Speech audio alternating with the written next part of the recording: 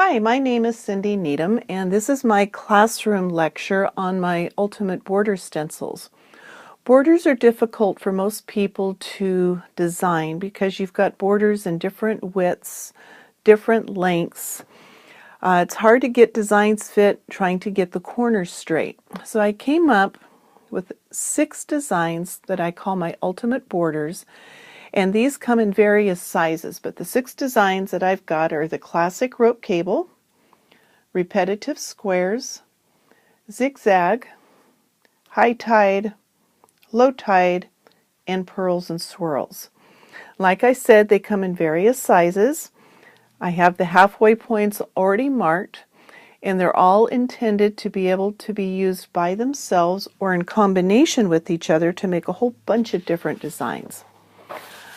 I also included 12 motif designs. These come in 3 sizes each: Papa, Mama, and Baby. So I've got circle, fleur-de-lis, flower, star, single swirl, heart, double swirl, holly leaf, triangle, diamond, a regular leaf, and our little alien with his 2 little eyeballs. The dots are all put in the halfway point or the center of the design. This is going to help you line up and repeat and keep it center. And you can use these in borders, or you can use them in the block part of your quilt. In the Making Your Borders Fit YouTube video, I talked about how important it was to measure the width of your border, find your halfway line, mark those lines, and to mark your 45-degree line. This is going to keep everything centered and keep your corners exactly where you want them. And here's our heart motif that has that little center dot already cut for you. All right, I want to give you a little tip. If you have, let's say, a 6-inch border space and you have your heart set on that little itty-bitty tiny border, you don't want to go any bigger, I've got a way to fill the space that's very pretty. So we've marked our border design, but I have what I call matte lines.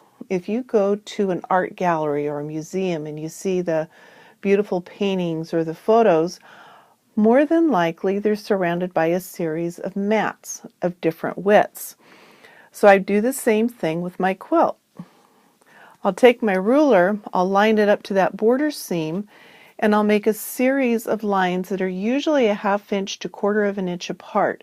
And I'll bring them from the inside of my quilt to the outside, and now I have filled up that extra space so that my border is evenly quilted.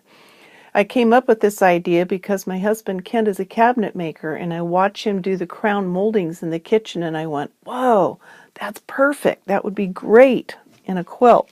So play with the matte lines if you need to fill some space. Okay, our rope cable, a very classic design. This is what the Ultimate Border rope cable looks like, and you see I already have those lines cut for you. You don't need to mark this on your stencil because I've already done it for you. I get lots of questions on how do you quilt that rope cable without having to do a lot of backtracking. Well, I've got a good solution for you. So I've marked the design, and as I quilt it, I'm going to come all the way down, and when I get to the end, I'm going to kick back from here, and I'm going to do an echo. So there's no backtracking. We're going to go down, whoops, kick back up, and we do an echo. Come down, see how cool that is? And you've added an extra beautiful detail to this rope.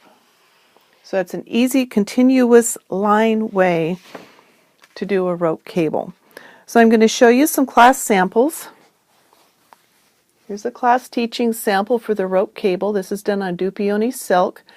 I'm using Hobbs wool batting, the Tuscany wool batting on all my samples, and then I'm using Superior Threads Magnifico tire silk or kimono silk, depending on what I'm doing. So you can see the pretty extra detail that echo gives this sample.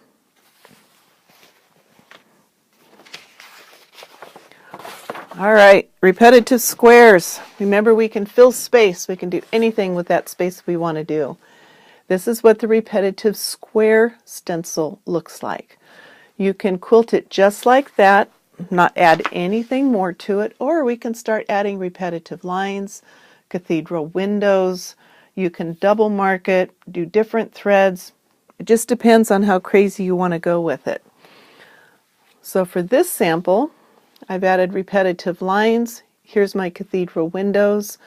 I've added scribbling to add a little bit of sunshine and shadow. Love how this one came out. Okay, next is our zigzag. And this is what the zigzag looks like. This one comes in about 4 different sizes. So you can mark it just like it is. You can keep filling your space. Let's say you've got a nice wide border. You can keep repeating it. Run it off that border. Run it into your quilt if you want. And here I've taken the rope cable and I've run it underneath that zigzag. So that kind of gives you a little bit of extra dimension. And this is what that looks like. See how cool that rope cable is underneath? And in this one I've added repetitive lines going in opposing directions. I've added some pearls down the middle because I could, but I've also taken that rope cable and I've run it underneath the top portion. So this is showing, again, how 2 of the stencils can be used together to create your own custom design. Okay, next is our high tide.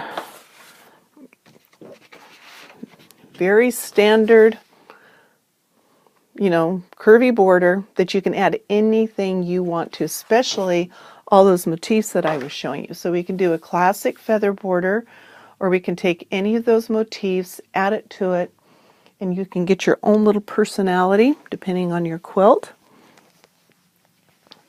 This is the class sample for this one. I love this one. This one actually used Red Radiance fabric by Kaufman. So a classic, and I also used a single swirl motif to get my little curly cues in here and keep them a consistent size. Next is our low tide, and it's just a softer version of the high tide. And here I've marked it twice to get a ribbon. Here I've added motifs to get whatever personality it was I was looking for. Oh, this is the stencil. Smaller curve. And this is what that may look like. And this one, I've added my heart motif throughout, and then I filled in the remainder of this space with my feathers. And the next one is my pearls and swirls. And this is what that stencil looks like. Great space for filling in. And this is actually one of my older designs. It was discontinued from Quilting Creations, and I was on Pinterest one day and I saw a sample that somebody had created with my stencil and was like, oh wow, that's really cool. We need to rebirth this one. So I brought it back. I had this one in 3 different sizes. So here I took the flower motif, put it where the circles were, and then I've got this ribbon, this blank ribbon that goes between. And here I filled the ribbon with the feathers.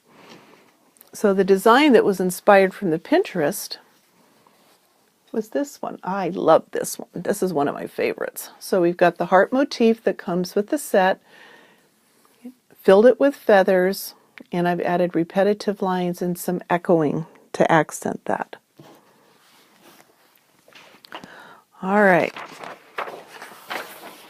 I want to talk about a couple of the motifs, how you can repeat these to get designs. I love this double swirl.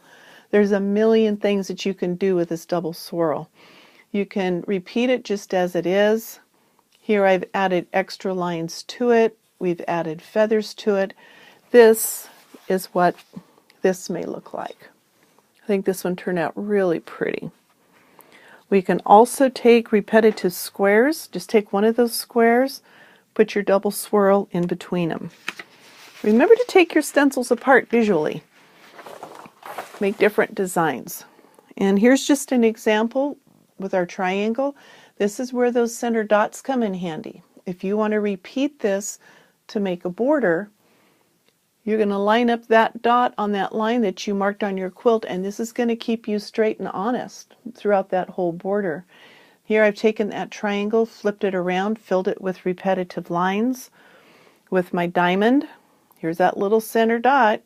You can line it up, repeat it, overlap it. You can flip it around, get this diamond ribbon type effect. One other thing that I want to show you is I've had trouble with these stencils because they're large. You've got a lot of space, and when you're trying to mark something small, it wasn't working real well. So I recommend that you cut these apart. Take your scissors to them, cut them apart so that you're working with a smaller piece of stencil instead of that huge page. I have a free ebook that accompanies this. It's over 50 pages long. So if you're interested in the ebook, go to my website, cindyneedham.com. Email me from there, and I'd be more than happy to send you that book. Thank you, and let me know if you have any questions.